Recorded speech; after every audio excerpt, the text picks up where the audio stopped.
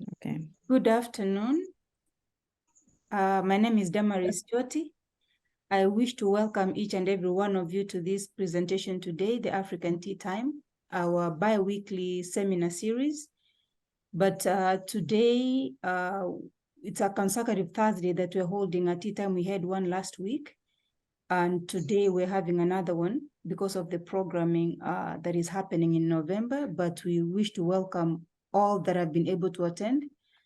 And we will have this event recorded, the session recorded for those who might not be able to attend today. So we definitely look forward to the discussion. On behalf of the African Studies Center, I'm pleased to welcome our speaker today. And our speaker is Afiavi Caca Akibode. Afiavi has been to tea time before. It's not her first time. And we welcome you again, Caca. That's how I like calling you. Yeah. Speak to us again today. And Caca has done extensive research around gender, women, and gender development generally. So she recently received her master's degree in global development with a focus on gender and development. And today she's going to share part of her research that she conducted in Senegal. And the research, the title of our topic, the title of our discussion today is Gender Dynamics in Cowpea and Finger Millet Value Chains in Senegal. Afiavi Caca is a global development specialist, and as I said, with expertise in gender and development. And we're always pleased to have you share your knowledge in this field. You've had projects with women in Togo. So, yeah. You have programs that support women. Women entrepreneurs, yeah. Women entrepreneurs. And this time you're coming to share research that you've conducted for your master's program, and we're really looking forward to hearing about it. We're happy to have connections around it for you, because I know there are faculty members here at Michigan State University who have an interest in this topic. So I will give you time to, if you want to introduce yourself more, please feel free to, and then you continue with the discussion. And then after you're done, we'll have a time for discussion. Please welcome and thank you for being here. Yeah. Yeah. Thank you, Damaris, for giving me again the opportunity to present my research on title Understanding Gender Dynamic in Cowpea and Finger Millet Value Chain, a specific case for Senegal. So my name is Afiavi Caca Akibode. I come from Togo as a gender and development professional. Oh, what happened? As a gender and development professional, I have just graduated from my master's degree from Cornell University, specifically in the field of gender and development. I was also a Humphrey Fellow at Cornell University, where my work was focused on women empowerment in agricultural value chain. So before coming to Cornell, in terms of education, I had a master's degree in project management, and then my passion for economic user led me to prepare another master in economic development. In terms of professional experience, I had worked both with the International Labour Organization and then with the National Agency of Employment, where I support youth and women empowerment projects. So based on this experience, I realized that women are facing a lot of challenge in terms of business development. So that led me to create Career Expertise, which is a private company that supports women business owners in the area of agriculture. Now let us embark in Senegal, where finger millet and cowpea value chain have an interesting story. This study represents my master thesis completion work in the field of global development. It was implemented in the framework of the collaboration or partnership between the Innovation Lab of Crop Improvement at Cornell and ISRA, the Institut Sénégalais de Recherche Agricole in Senegal. So the study adopts a qualitative approach using gender dimension framework to analyze how women and men are involved in cowpea and finger millet value chain. We use key informant interview as well as group interview to investigate how existing policy, institutions, access to resources, perception, and practice influence both women and men involvement in the sector. Although women make up the largest agriculture labor workforce, few are involved in the decision-making process, especially in terms of seed management and distribution. Similarly, women are often the last to adopt improved seed variety and agricultural technologies. Also, some studies shows that female household heads and the wife in male household headed had lower adoption rate compared to male household headed. So the majority of the seed also was acquired primarily from informal markets. So some study revealed that the problem or the main causes come from the existing social institution and policy, limited access, use, and of assets, belief and perception, and cultural practice. Other study also shows that the existing gender role preferences and economic circumstance of men and women can be the main causes. Some solutions have been proposed. Some of them refers to the village level demonstration to improve the use of the seed technology, the design of appropriate policy that focus on informal sector or the adoption of integrated sector that combine both the informal and formal sector. They refers also to the decentralization of the seed production to promote the availability of the seed and the access to information. In Senegal, the majority of the smallholders farmers rely on the informal seed sector due to the limited access to agro-dealers, the lack of credit and knowledge regarding improved seeds. Specifically, women have fun to rely on seeds saved from their farm or purchased from the local markets. So exploring gender will show that influence participation within the existing seed system could help to understand how intervention that have been introduced to promote food security can be improved. Currently in Senegal, the Institut Sénégalais de Recherche Agricole, with the support of ILSI, the Innovation Lab for Crop Improvement at Cornell, and the Seed System Group, they are implementing a model called Village-Based Advisor, VBA, in cowpea and finger millet system through the project that they call Caca. So the goal of this partnership is to improve the distribution of the improved seed to farmers and also promote or improve the opportunity for women to be more involved in the seed distribution system in Senegal. So this village-based approach already exists, but the one promoted by the Seed System Group and ILSI in Senegal is quite a bit different. It's quite different. So basically, the VBA approach is a model based on the establishment of market connection between formal business and people that we call middlemen or intermediaries who are trained to build long-lasting relationship with farmers and offer them a range of services. The formal businesses provide incentive for the intermediary where they implement their work. So the new VBA approach introduced by ISRA and ILSI, as I said, it is quite different.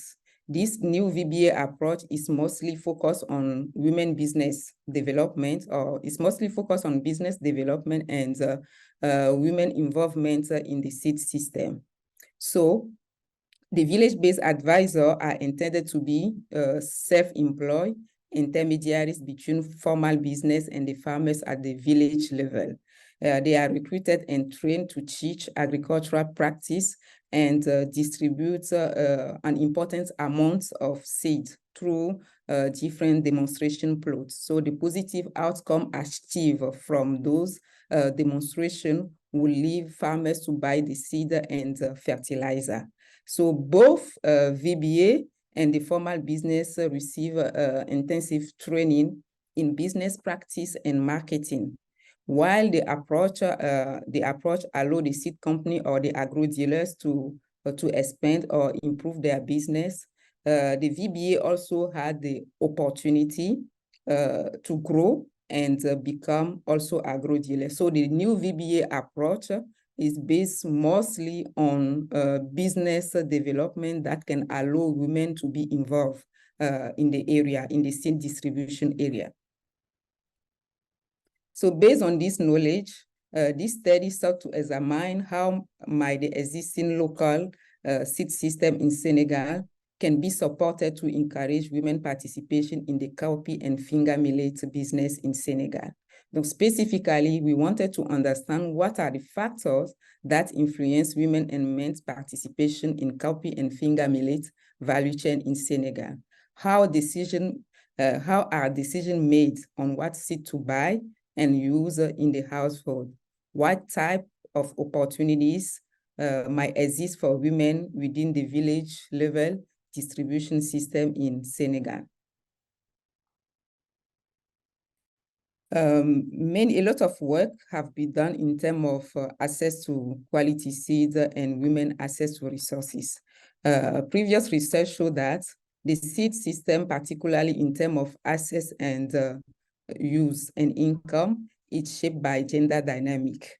Also, the quality of the seeds differ depending on men or women regarding the seed marketing, the distribution channel. Some authors show that there is a gender bias.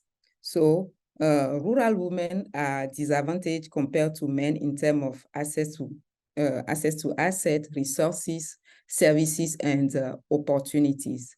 According to FAO, when it comes to business development, seed marketing and distribution, agricultural support, service, extension, and financial opportunity, the gap remain perceptible. Senegal is not an exception for this situation. Though some study or research projects were implemented to study women's access to agricultural resources in Senegal, a few research studies have examined women participation within the seed system, especially the one related to women and men involvement in cowpea and finger millet value chain. So to reach this goal, qualitative study or qualitative approach was adopted. I chose the qualitative approach because I wanted to understand the point of view of the project participant and their experience.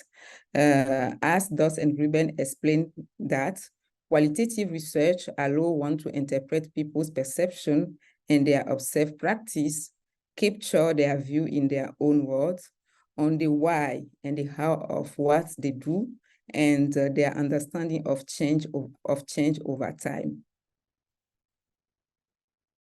So this study explored the view and experiences of women and men regarding their involvement, the factors that affect their participation in cowpea and finger millet production, and the challenge faced in this value chain by asking the how and the what question. Specifically, how are decisions made on what seed to buy and use in the household?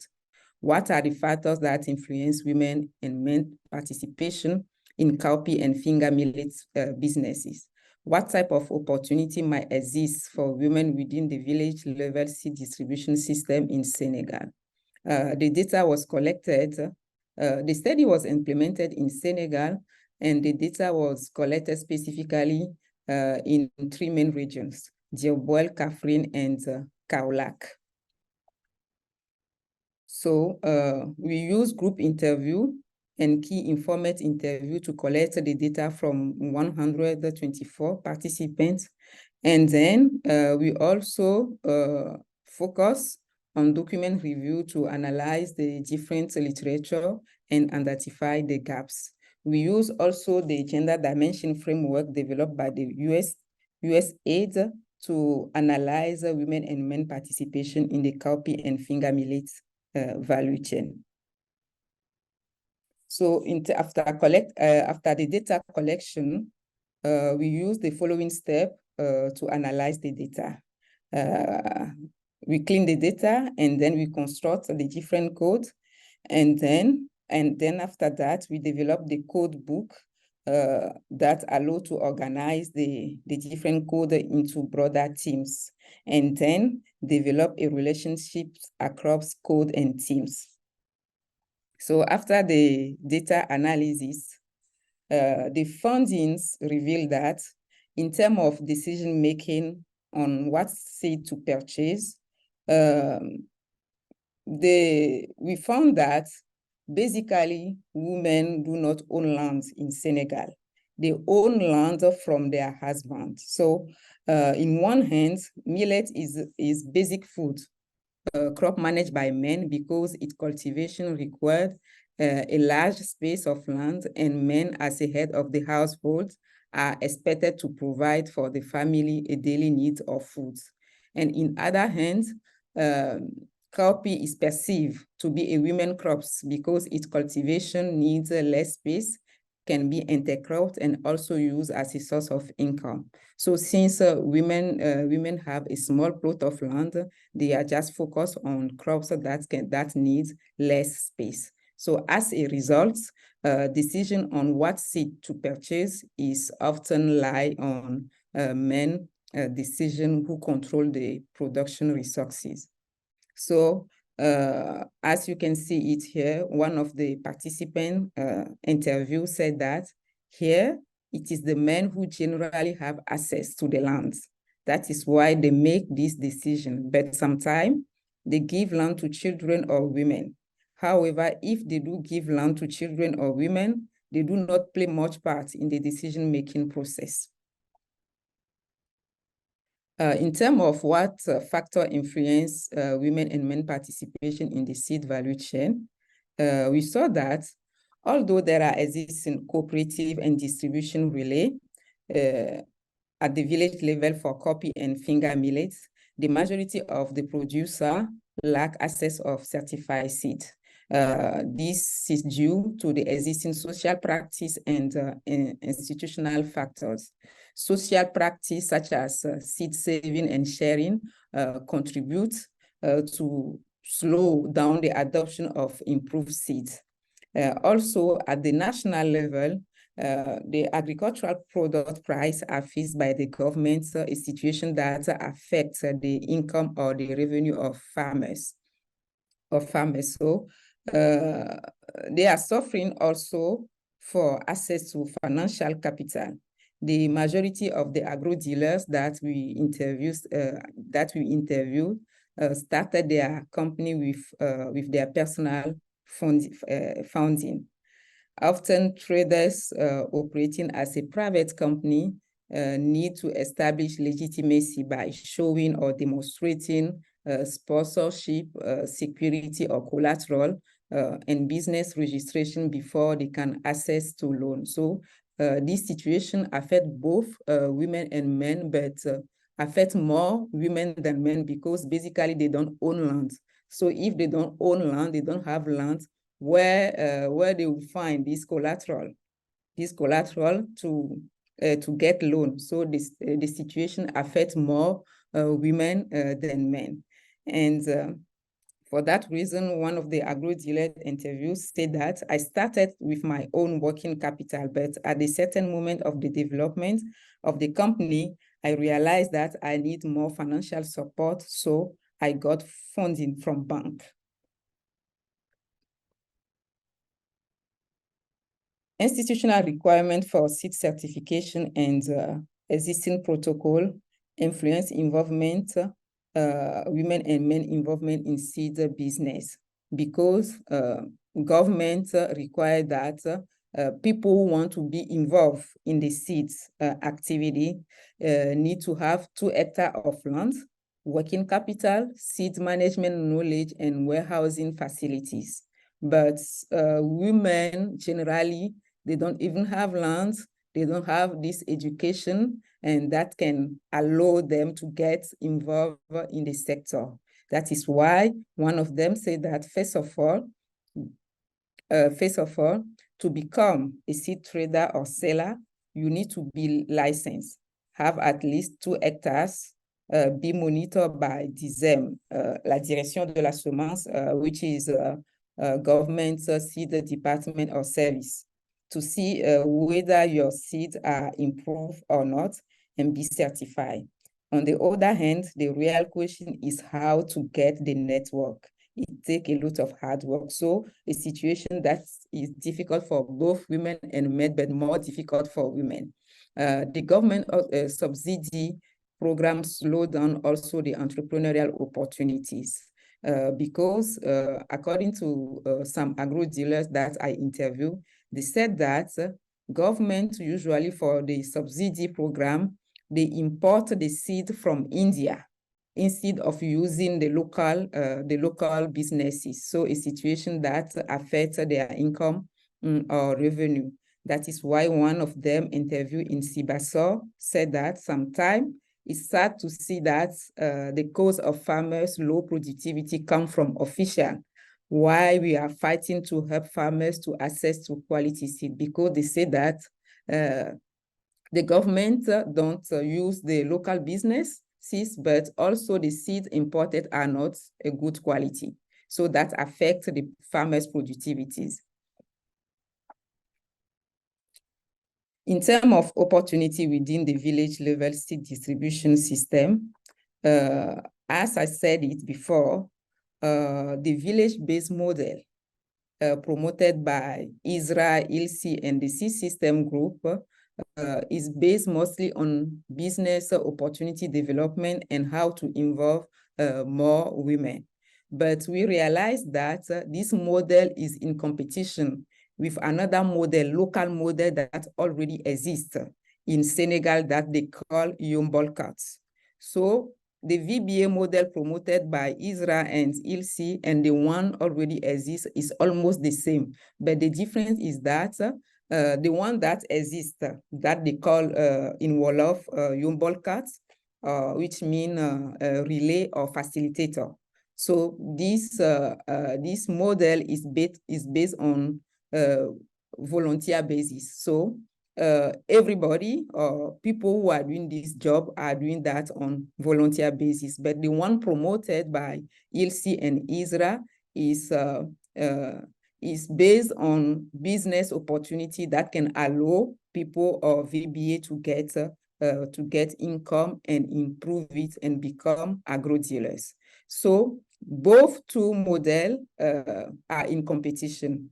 So the problem is that the local model wanted just to support the community to get access to qualified seed.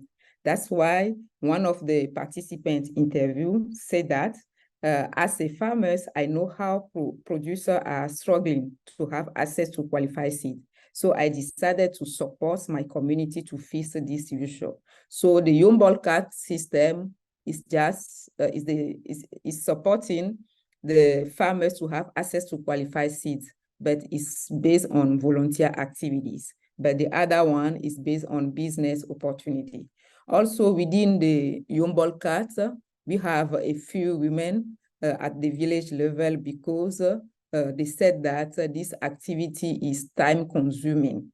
So women, even though they want to do this job as a VBA or Yombalkaat, their responsibility mostly prevent them to perform field activities. So that's why when we interview one of the agro dealers, she said that I recruit a woman to monitor others in the field.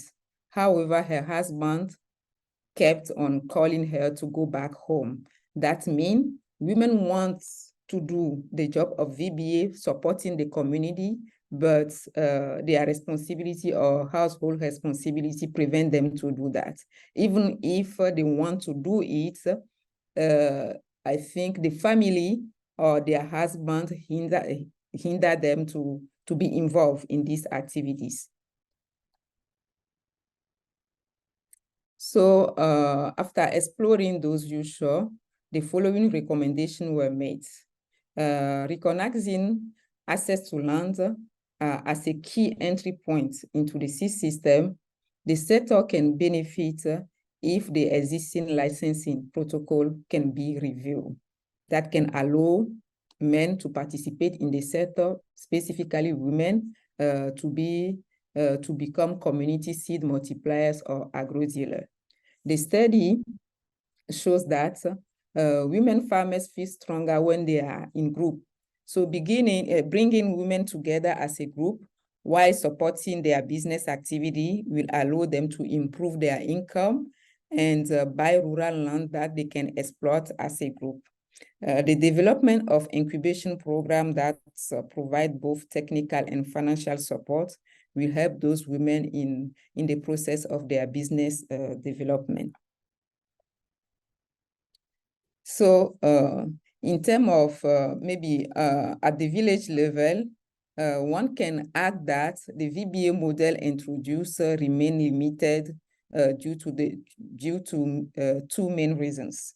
The first one is that from an institutional perspective, like ISRA, ILSI, and the C System Group, the VBA model is perceived as providing both women and men employment within the cowpea and finger millet value chain. But in other hands, at the community level, VBA are perceived to be volunteers who serve as facilitator, commonly known as leader villageois in French, and Yombalkaat in Wolof, and relay or VBA in English. So recognizing that Yombalkaat serve as intermediaries or middlemen between producers and the formal market, and that VBA model offer a complementary tools that can be used to improve the existing seed value chain. ISRA program staff should develop a training material that specifically targets and blends both local and new knowledge. So while implementing this study, we face some challenges that we consider as a limitation of our work, because one of them is time. The data was collected in 2 weeks, a situation that do not allow us to capture all the information that we want. So for example, some of the interview had to be postponed due to the death in the family. Interview were postponed, allowing farmers the opportunity to sow their seeds. We had also a language problem because primarily the study or the data was collected in Wolof, and then we translate the Wolof into French, and then to French into English. So a situation that can create a loss of information. So that's it. Thank you for your attention. Wow. Thank you so much, Caca, for sharing that piece of your research. Mm-hmm. And it's really wonderful getting to know that we have women out there like you, Caca, who are interested in developing other women. Mm-hmm. Yeah, sometimes we think it's easy. We think as women or men too, knowing how women are impacted by different challenges within the communities, in career processes and all that, we think it's easy that those of us who perhaps are in a position to help will always do, but it's not always the case. You could be researching on a different topic, but somehow, because of your experience, you chose that this might impact lives. Yeah. In the community, in African society in general. So thank you so much. This is, as a person who is really into women and gender issues, I'm always pleased to be in discussions like this. So thank you so very much. My first question to you is very simple. And why cowpeas and finger millet? Why did you choose to study the value chain or the seed system of these two seeds? Okay, thank you, Damaris, for this question. I think this is a good question. You know, as I said it at the beginning of my presentation, I was a Humphrey Fellow at Cornell University, I think in 2021. So during my stay at Cornell, I was focused on women empowerment in agricultural value chain. So during my networking with different institutions and faculty, I discovered these projects. So I was interested on that, and I was working on that as a professional development opportunities. So when I come back as a master's study, I found that the study was interesting because he's trying to understand how women can be more involved in the cowpea and finger millet value chain to develop their business opportunities. Something that was my area of study as well, because before coming as a Humphrey Fellow, I developed this incubation center that supports women in agribusiness, women business owners. So when I come back, I thought that, okay, this is something I need to work on, and so that I can propose maybe more solutions that can help women in cowpea and finger millet value chain. All right. Yeah. Oh, thank you so much. So it's work that you are already invested in. And you felt like you can extend it. So yeah, that's wonderful. And are these seeds the finger millet? I know I heard you mention that especially the finger millet, it's somehow a men's seed. Like it's men who engage in finger millet production. So are there and the men and women in cowpea? Women in cowpea. I have another question for that, but I wouldn't ask all the questions all together. I'll leave others to have a chance first. But I was wondering, are there other crops that compete for finger millet production in Senegal, especially because that's where you studied? And cowpeas as well. I think finger millets, in the best of my knowledge, I think finger millet is the main crop because they use that as a household food. Okay. Yeah. All right. It would be the same case with maize, for example, in East Africa. Africa. Like if with maize, yeah. Okay. So thank you so much. I'll give the opportunity for others in the call to comment, ask a question, and then to progress with the discussion. If anybody here has something to say, please feel free to unmute yourself and speak. Well, thank you so much. Oh, sorry, go ahead. Thank you, Afiavi. That was great. You already answered one of my questions before I even asked it, which is okay. I'll just comment on it. Yeah, last week when we were presenting about sports and youth development, we came across a term appealing sport, meaning the most favorite sport. And so I wanted to ask about the appealing food, and you already answered about the household food as finger millet. I suspected so because most African societies have their own staple food, or what they would call the favorite food for the communities. But one observation I made from your presentation is that it is a common phenomenon in African societies to be patriarchal. I'm picking from the example where the woman is doing some supervisory work and keeps on receiving calls from the husband to go back home and perhaps do domestic chores. So I think it looks like it's a common phenomenon. And my friend and his friend were becoming friends, like just friends. Well, friends. And so then we all went. Raymond. Which one? Yeah, so I picked that from the presentation, and I was thinking it looks like it's a common African a cultural, I think, formation. So yeah, thank you for that. I'll give a chance to someone else to speak. Thank you. Yeah. Thank you. Thank you so much, Eliud, for Yeah. the comments. And maybe I should ask a question, Eliud. What are your perceptions now? I mean, especially when you're talking about women in business or women entrepreneurs. What role do you think in patriarchal societies like ours can men play in supporting women specifically, especially in the case of this study? What do you think men should do?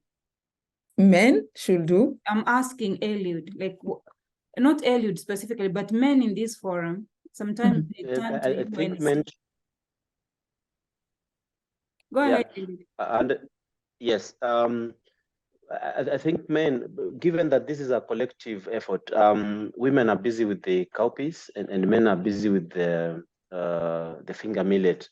And you see, in my view, those go together. You know, cowpeas is vegetable, while actually protein, not protein, a vitamin, while the finger millet is the starch that we really need to go with that. And so they are both contributing to the food security of a homestead. Let me pick a homestead for a case study. And so I think men should be able to sensitize fellow men mostly, because there are those who already understand. I know not all men would behave in the very cultural manner as to deny women opportunities. So those who are enlightened have a responsibility to sensitize those who are slightly behind. And this sensitization is a step-by-step process. It might not be very effective in a speedy format, but I think small steps towards it can really, with time and change and create impact within those societies. That would be my suggestion. Thank you so much. And I think also that one of my question was focused on that, and I asked some men what they think about women work as a VBA, like a village-based agent. And they said that yes, women can be easily involved in these activities. So, but we need just to support them. We need just to give them the authorization because of their households activities. So we need just to help them. And also, if it is a project, the project needs to give women possibility to do the job, because women cannot maybe bike, for example, for this activity. But as a man, we can do it just to reach other places. But women cannot do that. So sometimes in terms of seeds, that can be heavy. So women cannot carry also that. So if we find some solution for that, the activity can be easier for women. That was I think the response for most of them. But I don't know if this response comes from their hearts. Yeah. We take it for its face value. Perhaps that's how. Yeah. Anybody else with a comment question for the presenter or for anyone in the forum? Yes. The discussion. Thank you so much, Afiavi, for focusing your study on Senegal, because I myself am from Senegal. So I missed the first part, like the 21st minute. And I was curious to know exactly where was the study focused, in which village, which part of Senegal exactly did you focus the study? That's number one. And number two, you commented on the main reasons why men do not let women be involved in those activities. But I think they did not give you all of the answers. saying that the women cannot bike is one reason. I think this is a very lame excuse that men are giving. The main reason is sometimes because of the patriarchal, status of the society. Sometimes men do not want women to have some kind of financial independence. Yeah.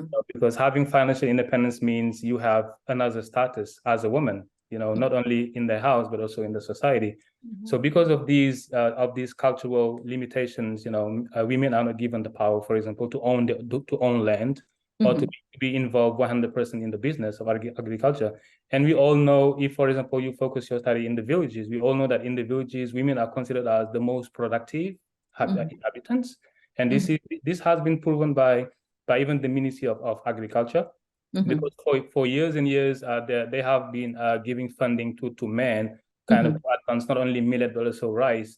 But at the end of the day, they realize that even if men can make a lot of profit out of these projects, what they end up doing, because it's a Muslim society, what they end up doing, this can make you laugh, but what they end up doing is taking a second wife or taking a third wife.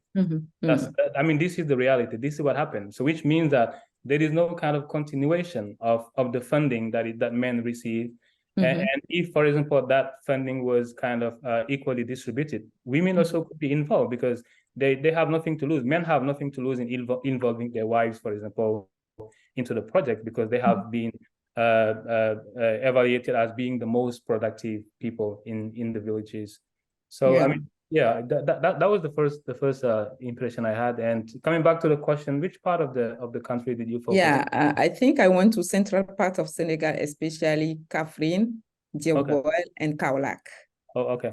Yeah, and Kaolack. Okay. So I think also one of this question was one of my question, because when you ask women, do you want to be together with men in business?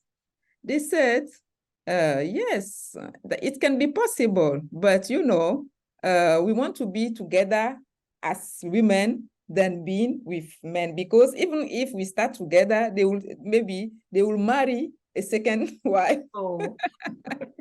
And then, when we are together between women, we are strong, we are very comfortable, we can speak between each other. But when women enter the group, it means that we cannot speak because of the cultural norm. And sometimes men can steal our money, and we don't have the right to talk about that. So that's why we prefer to be like women, and we are comfortable with that. So, yeah. Yeah, wow. Those are wonderful comments, Omar. Thank you so much. And especially speaking from the context of somebody from that country. Thanks for those. Yeah. So a quick question again, kind of a follow-up.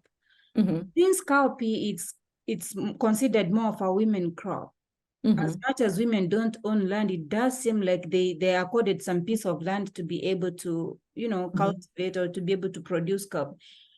Why do you think it's still a problem that they can't make decisions on what cowpeas to purchase, the seeds? What still makes it the responsibility of the man, as the head of the household, to be able to decide what seeds can be purchased for the women's part of the production process? I'm wondering, like, it seems like there should be some autonomy in terms of the cowpea production for women, but it doesn't seem to be the case. Yeah, normally it seemed to be maybe something that most of them said that, yes, we can make decision, but they said that even though we said that we can make decision, this decision come from men, because the land that we have come from them. So generally, we discuss with him before we take our decision. So even if we said that, we can take the decision, partly the decision comes from men, because they are the manager of the land that we have. Oh, wow. Okay. Yeah. Makes a lot of sense. I mean, it might seem, because we're discussing this topic. But also, I think it is in Kaolack. Yeah, it is Kaolack in Kersose. Some of the women said that, the decision come from them. But now we are having some NGO who come to speak with us, to speak with our husbands. So things start changing now. But mostly the decision come from men. Okay. Can I make a contribution, Damaris? Yes, please. Yeah. This is Gishuki from Kenya. And thanks so much, Caca, for sharing and bringing out, very important issues around the participation of women. And before I ask my questions, there's a good friend of mine at Cornell University, Dr. Aloja. You've met him, I'm sure. at Cornell University. I also did some assignment there, some sessions at the cooperative extension down in Caca. And visited down the farm, the learning farm, with some of the community there. So Caca is a very beautiful town, and also came to Cornell University to visit friends in that university. So it's good to have you here, and also some nice memories of Ithaca. Of Ithaca, yeah. I had two perspectives. One, I think I wanted to check with you. We talk about what age bracket are we talking about here? And then in your sampling, did you talk about with women who are married and maybe some who are not married? And was there a difference? And was the younger generation of women involved in this process when you're doing your research or work there? And secondly, I wanted to pick up with you too about the structural challenges. I think you did mention that you need an acreage of land in order to be able to participate in the farming. And I think there's a colleague down from Senegal might also be able to deal with that. And you talk about 2 acres of land, and you need a license to do this. And do you feel then in these structural changes to happen, there is need to do a lot of advocacy, both at the political level and also the economic state, so that they can unlock it? I think that's what Damaris was saying. The yoke behind the women could be also be untied by some legislation helping to let women do the business. Okay, thank you. I have a bit difficulty to hear you, but let me answer the question so that we can come back. So I think in terms of mostly women that I interview were already married. I interview also some widow, but those widow are maybe generally very empowered because, you know, in Senegal, maybe you can confirm it, in Senegal, you can become owner of land if you are widow. If you are widow or if your husband dead. So in terms of VBA, women who are already involved are widow because they have a lot of free time. Yeah, so I interview mostly women who were married and some widows. Now, in terms of advocacy, I think Senegal government made a good stride in terms of gender equality in Senegal. Yeah, they did a lot of job. But, you know, I realized that the cultural practice is very strong in Senegal. So the government, maybe the government rule or the government law cannot maybe prevent, cannot change this cultural norm. Yeah, it's what I realized.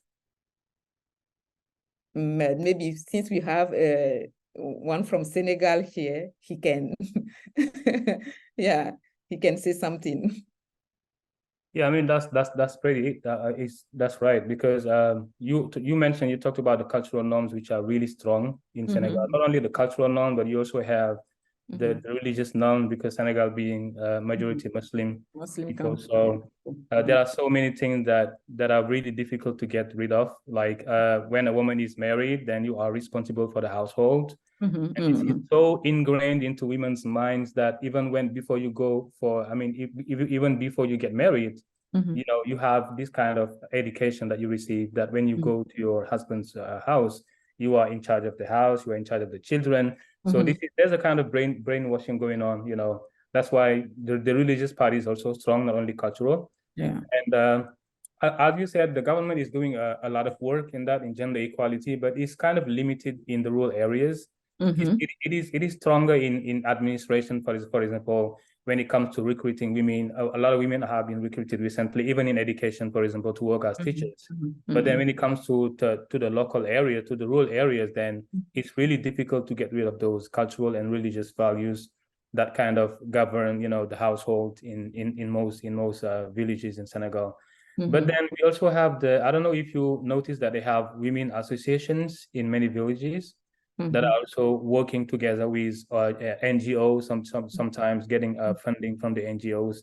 And most of the time, what is really lacking is the training that these women need. For example, they don't have the required training, for example, to be able to lead agricultural projects. But sometimes I think the NGOs are really helping a lot, even though we are expecting more help from the government, but the government also cannot cover, all the populations in the rural areas. But we have a lot of NGOs coming in and trying to help these women have their own projects. But as you said, the widows can own land because they can inherit the land from their husband sometimes, and with the support of their children, they can have their own business, their own project. Yeah, I mean that's pretty much what is the reality in the rural area. Yeah. I totally agree with you, because I realize also that the government work was focused only maybe in the town, but in the rural area, the situation remain the same, because one of the staff interview said that, government did a good job in terms of gender equality, but that need to be supported by women. Why? Because, for example, if we want to recruit a breeder and we don't have women who have this competence, so how can we recruit her? So it is important to talk about education. It is important to talk about access to resources so that women are able to join the table. To join the table. So if they don't have those resources, they cannot. One of the examples is that all the agro dealers, women that I interview, they don't come from rural area. So they are women who have already their master's degree. For example, one of them, her father is already in agricultural system. So he support them. And when she got her master's degree, she just come back to lead the company. So I interview also another cooperative leader, which is woman. So this woman already work with many government programs. So she know already what's happened there. So that's why she created this cooperative. So the rural women, I totally agree that Senegal government need to implement a lot of activity in terms of education, sensitization there, so that they can support rural women to be involved whatever in education, everywhere. A lot of training and empowerment needed. In rural area. I mean, I wouldn't think it's just Senegal. I think it's a discussion that we should be having in our own communities and spaces of influence, because it's not a Senegalese problem, actually, and it's not an African problem either. In some cases, it's kind of widespread, and it's a type of education that needs to go to many people. So I took note of in your introduction, and we still have time. If somebody has a question, please hold it on and be sure to ask it. In the introduction part, you mentioned that, I'm looking for that, like female household heads and wives in male-headed households had low adoption rates compared to male household heads. So I'm just wondering, as you said, widowed women, or I mean, basically households that are led by women, the women in those households would have some autonomy in decision making. What prevents them then from making those decisions, especially on what types of seeds to get as heads of the households anyway? And why would they be having the same experiences with women, or how women in the households that are headed by men? What do you think is still a problem in that case? I think the problem there is just, I think the problem there is just the cultural norm, because the cultural norm say that men have all the power. Men have all the power. So before doing something, they refer to men. For some time to buy the seed, it's men who buy the seed for them. Okay. Yeah. Yeah. So perhaps women might not even have that access. Access, yeah, the information, they don't have even the information. If they have the information, yeah, if they have the information, they know where to buy the certified seeds. Sometimes they used to go in the market, which is not certified or qualified seeds. So to have access to that, sometimes it's men who bring the seeds. The seeds home. So it's a complex problem, actually. It's not it's a complex just problem. about making that decision. It's also how do you access it? Do you have the information? If you do, are you able to have the capability to get it? To get it, yeah. The thing. Oh, and perhaps it's not even just financial implications, it's just information as well. Information as well, yeah. The information play an important role in these situations. Yeah, they have less access to information. Yeah, as we said, the extension service or the extension service is only targeted men because they think that they are the head of the household, so they need to have all the information. They forget about women. Okay. Yeah. Thank you for that. Looks like Shuki has a question or a comment. Yeah, just an interesting one, because I find the conversation very interesting in terms of who should we target in terms of emancipation, in terms of involvement of the women and the role of men. And I think the colleague also mentioned it's big. I think it's a bigger, the patriarchal, but also really deep, the very deep cultural community.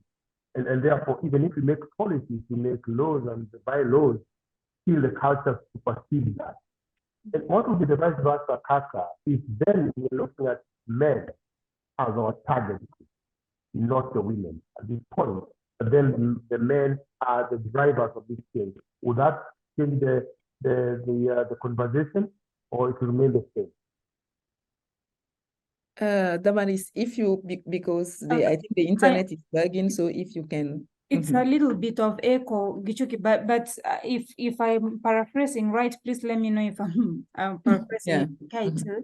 Gichuki is trying to ask who should be the target people to, I mean, maybe support the women to be part of the seed, in your case, to support women to be part of the seed production or seed access process. Like, who should we be targeting? Is it the government? If the government made those policies, but still we know the society is patriarchal, or the communities are patriarchal, the families are patriarchal, would that help with the problem? Who should be the target people that we should be address these issues to more? Is it the men as allies? Is it the government?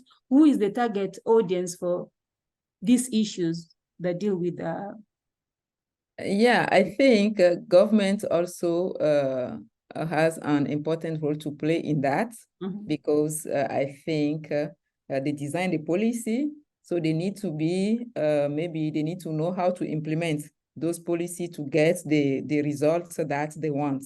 But also NGO, they have an important role because they are mostly close to the rural population than the government.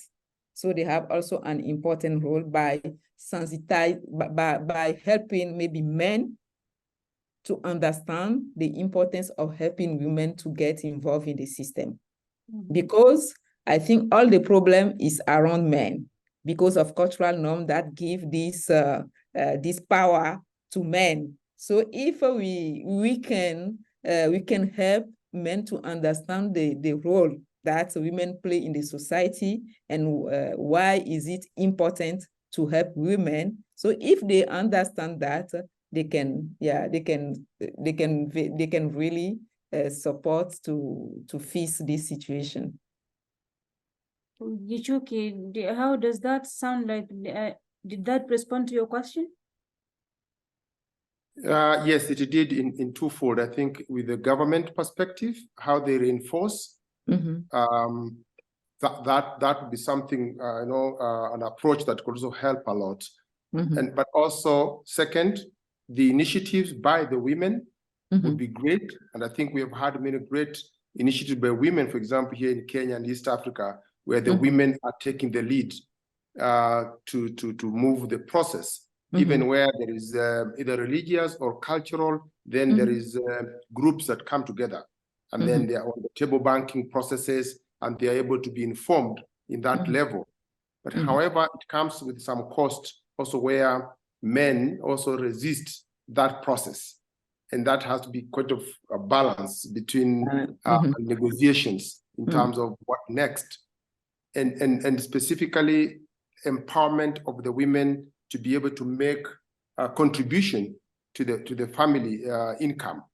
And I think that question was asked earlier, but I think in general, in terms of they're into the cowpeas, and the men are more into the finger millet, so they are there's complementary.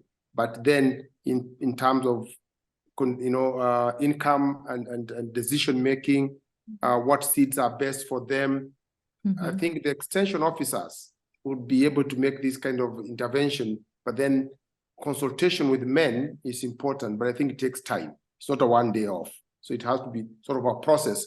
And maybe that's what Caca, maybe in her recommendation, would be saying, then how does she foresee this process unfolding into the future, and what needs to be done repeatedly to ensure that the women have a bigger contribution. And I had that question around, then what is the contribution of either the finger millet and the cowpeas to the economy of the country? Could there be something contributing? And that's why men are holding to it.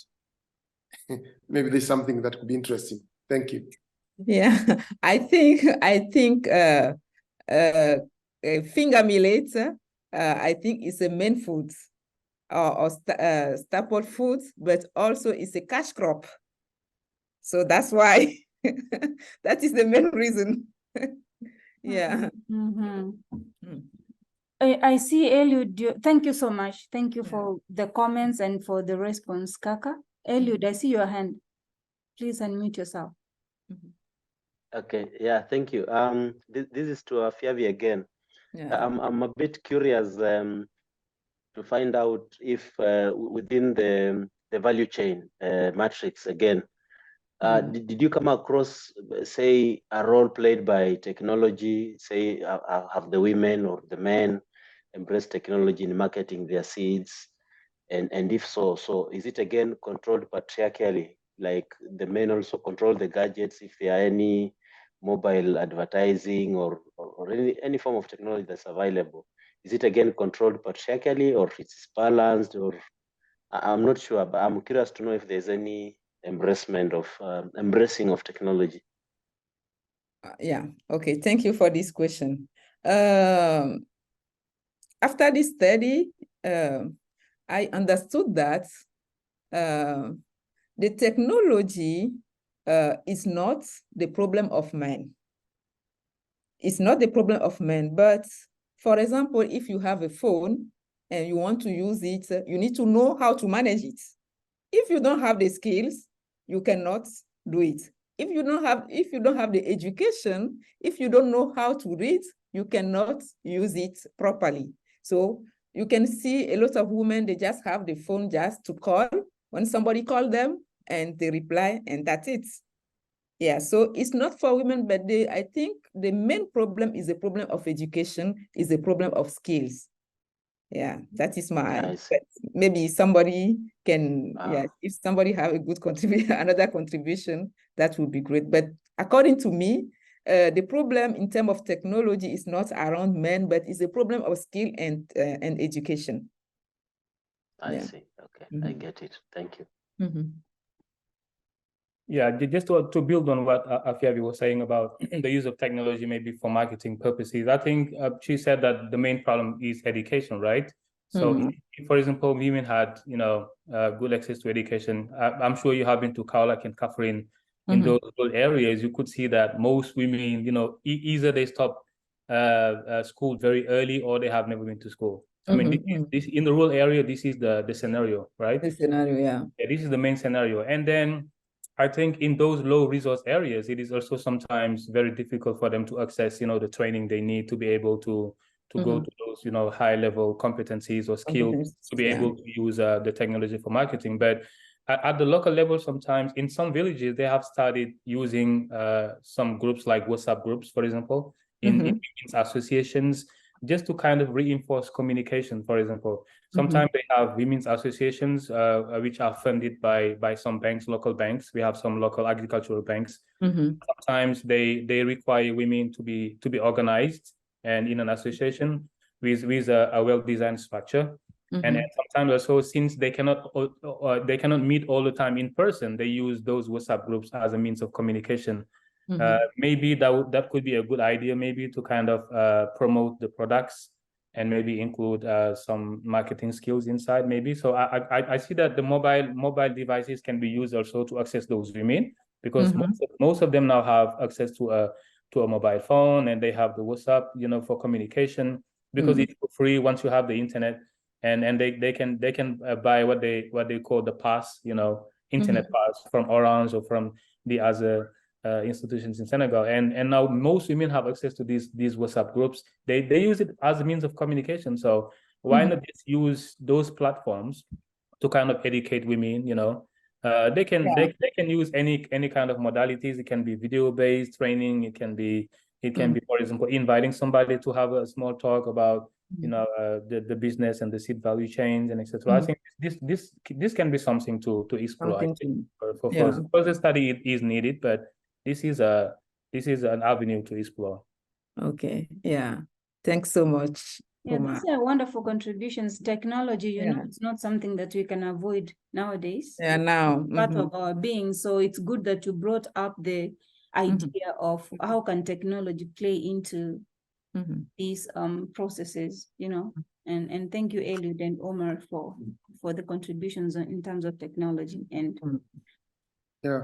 No, just a quick one, Damaris. Sure.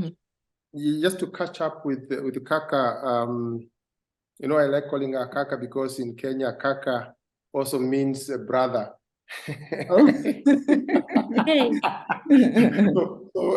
So I feel happy to call you as a brother, but the brotherhood itself, you know.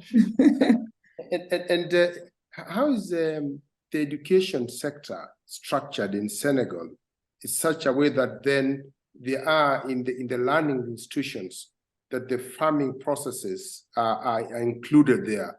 I remember, like, for us, we used to have the 4K clubs, and the 4K clubs, they're talking about the agriculture and what's happening there. We have small farms that we are doing that kind of space. So I don't know if that would be an interesting angle to look at in terms of the education sector. What is the curriculum looking like? And how can we penetrate into that? And how can we have, at the end of the day, the engagement of young people, because that's where we're coming from, because they are the people who might want to change the future, and that future is in the present in terms of knowledge, practice, and opportunity to really excel in this. Maybe there are also competitions at the end of the year. You know, there are awards that are coming up, and the girl child is taking more responsibility. The boys are also becoming aware that there's a bit of collaboration and cooperation in terms of that process. Maybe just a thought around the education sector. And maybe, is it Dinga or Dunga? Dinga? You're talking about Omar?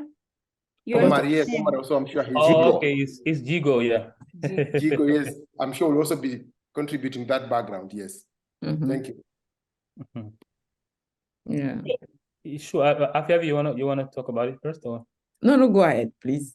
Yeah, if you want to go ahead, yeah.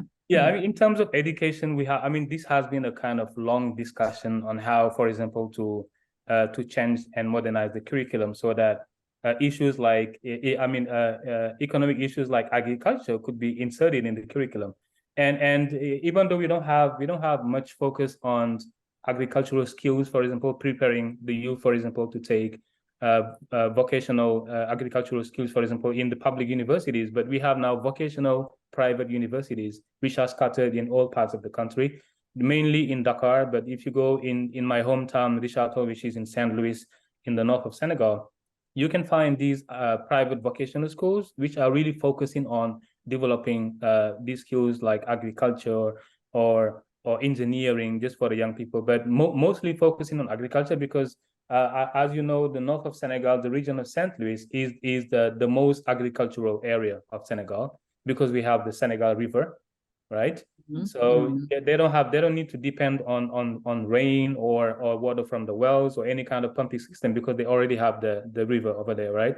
So they are kind of trying to focus those vocational schools around that region, the region of Saint Louis. And in my hometown, Richard-Toll, they have recently installed a vocational private school, which is really accessible, not very expensive. And this is allowing so many young people who have the baccalaureate, meaning which is the high school leaving diploma, which is required to go to the university. So after gaining the baccalaureate, instead of going to the university, they just prefer going to those vocational schools because they can receive the training that they need, for example, to be able to give back, you know, to the society at large in terms of agricultural skills. I think what is really lacking now is how can we support those young people after they receive the degree, after they receive the training. How can we insert those young people into the economic fields like agriculture? And I think the best way to do that would be having some kind of massive funding for agriculture, because most of the time the funding that people receive in the rural areas is not sufficient for sustaining long-term sustainable development agricultural projects. But I think if the government is, for example, willing to have massive funding in agriculture, we don't even need to import any seeds, you know, from abroad, because I heard Afiavi talking about sometimes they have the competition of, because most of the time seeds are imported from abroad, so not using the local seeds that are produced. This is a kind of waste in terms of for the economy. But I think if we could benefit from these massive fundings from the government, this could have a good impact on the agricultural fields in that region of Senegal, because now they are starting training the young people. And if they use those young people as plans, and for example, to transfer that training to the women or to anybody in the rural areas, that would be a very good start, I think. So what is lacking is not small scale projects, but big projects that are funded by the government that can really develop that sector. So that's really what can maybe make it move a little bit ahead. Yeah. Thank you. And that's a good point you raise, Omar, because vocational training, I think even in Kenya, it's becoming a discussion, because for a period of time, we've not had like active vocational training centers or programs. So it's something that I think would be very beneficial in terms of the mid-level. You know, sometimes we assume that all students that are in high school, for example, they're expected to go to university. And for the most part, the institutions don't have that capacity.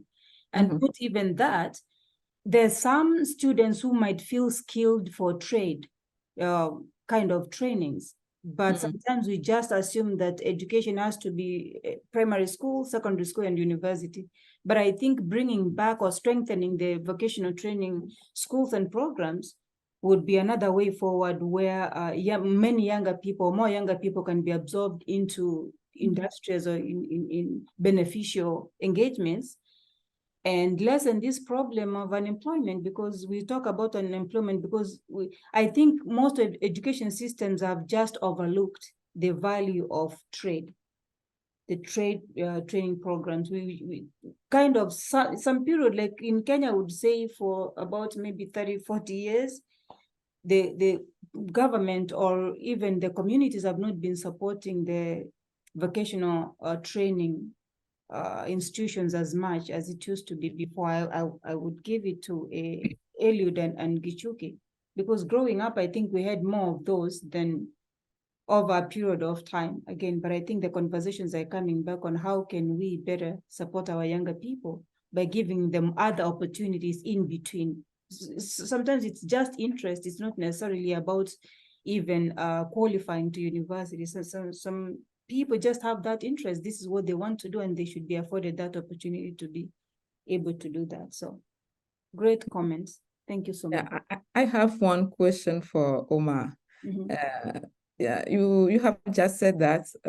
I think those vocational training school or program are expensive.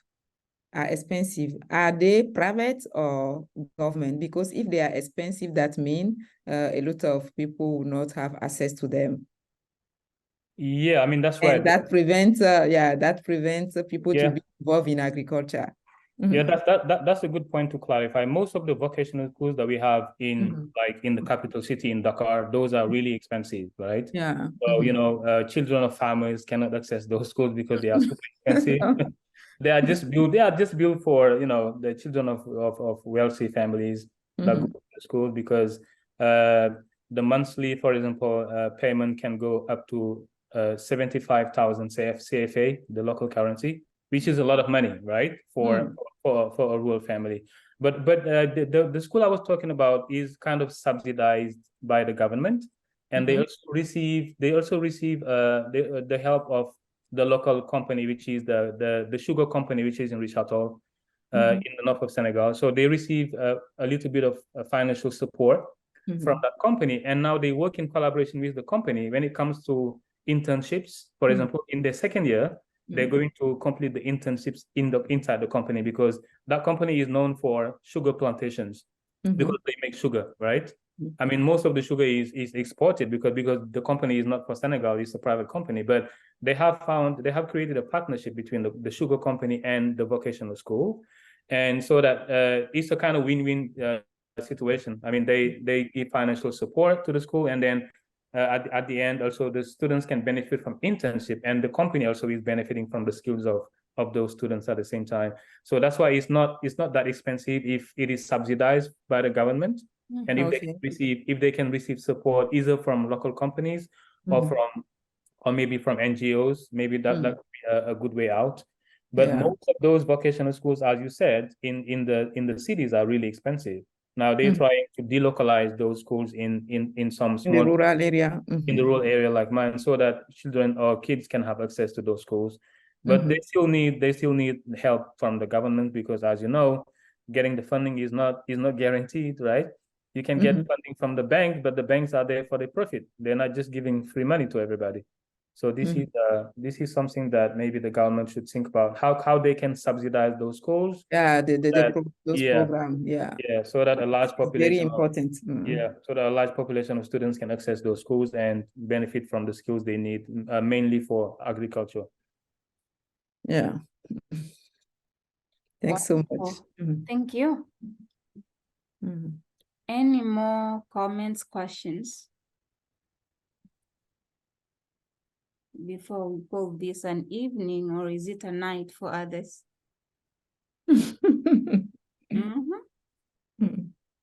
In Kenya, what time is it in Kenya right now? This is 4. Is it 10-ish? It is 20 minutes past 11 p.m. Oh, wow. Going to midnight, yes. Going to midnight. Yeah. Thank you so much, Eliud Gichuki and Sonti, for the sacrifice of being here. See, we benefit a lot from having people engage in the discussion. Sometimes it's just about the engagement after the speaker, because you've introduced the topic, you've shared your research with us, and it helps to have people with interest like you able to expand the discussion, and this has been really wonderful already. So I don't want to close anyone out.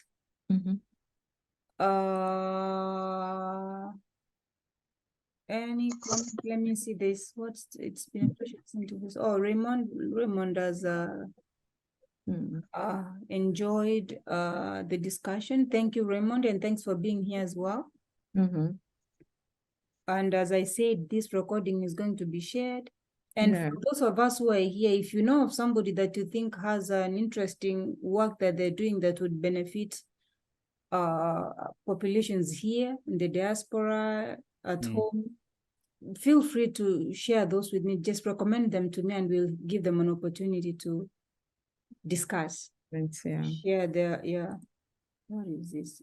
I'm closing this out. Okay. So if we don't have any more questions or comments, you may allow me to close this off. Yeah. But I can't do that without first thanking Caca so much. No, I thank you too. Thank you so Yeah. much for Thank you always too being for your availability. No, thank you for being available all the time. Caca has been sharing her wonderful research and project work. It's not her first time presenting at tea time, I'd mentioned before. She has talked about her organization, her own initiative in Togo that supports women entrepreneurs. And now her research work, we really do appreciate, because we might not be able to access this knowledge or information anywhere, but we definitely appreciate that you spare time always to participate in the African Tea Time. Yeah. So, and again, as you can see, this topic is not something that you can discuss once and be done with. No. There It's is really a lot of... it's a huge area. Yeah. But what I think the discussions like this help us achieve is even interrogating ourselves and our own spaces. It does really help when you start discussing this topic, you feel like I have a role to play. It's not just a discussion for people out there. We are in spaces of influence, and sometimes we don't even know. We have some power somewhere. We have spaces that we can really make an impact in wherever that we're standing, our different disciplines, our different areas of expertise or interests. But things to do with the gender empowerment, gender equality, all these things, it's things that each and every one of us has a role to play. And we mentioned about allies. Allies are really important, not necessarily to do with gender issues, but think of race. If you had allies, people that are not necessarily minoritized or impacted by the situation at hand, but who feel that there's a need to raise a voice, be a voice to the voiceless, perhaps society can be improved or can be better faster than we even think. I definitely think that allies are important. So the men in this forum, thank you so much for joining the discussion. And we might think it's small. It can start with your own family. And you can be a role model. Your family itself can be a model where people, either men or women, look at and say, what are you doing different? And if you ask that question, what are you doing differently? And you're able to respond to it, that would be an education in itself. It doesn't have to be a training program. Sometimes we just underrate the power, the influence that we have as people. So I really feel like we've accomplished a lot by this discussion today, and I look forward to more engagement. Please welcome all the time to our tea time discussions. We are happy to have each and every one of you here. The next one and the last one for this semester is going to be held on November 9th. And we're going to have our founder, a young person who lives in Grand Rapids, and Grand Rapids is like an hour away from here, who has an organization that supports immigrant communities in that area. She started small out of her own personal experience living here, but it has become big. And I'm really looking forward to her sharing about how she has been able, she's Kenyan, by the way, just to mention, how she's been able to support communities, different programming, engaging others around her area to grow it bigger. And it has really impacted a lot of lives. She even has a festival, I believe, that she holds, her organization now. It's not she, it's her organization holds every year. So I look forward to that discussion. If you have time, you have friends, colleagues who you think might be interested in understanding or listening to some of the important work that our friends and colleagues are doing out here in the diaspora to support our own, please feel free to invite them. I'm going to share that flyer when it's out, but it's always the same process. If you register for one, you might be able to register for more. So thank you so much again for being here. I look forward to seeing you again. If I don't, in the next one, I look forward to seeing you in many more. And please go to our African Studies Center website and check us out. There are other programs that we offer. There's Eye on Africa that happens every Thursday. If you have an opportunity, you might as well also join in. It happens at noon here, noon Eastern Standard Time. So if you have an opportunity, please also check out and you can register the same way you register for tea time for their conversations. It's more research-oriented discussion. So thanks once again. Thanks, Caca. Thanks, everybody, for staying with us until the end. Looking forward to engaging you again. Bye-bye. Yeah, bye. Thank you. Bye too. Thank you. Bye.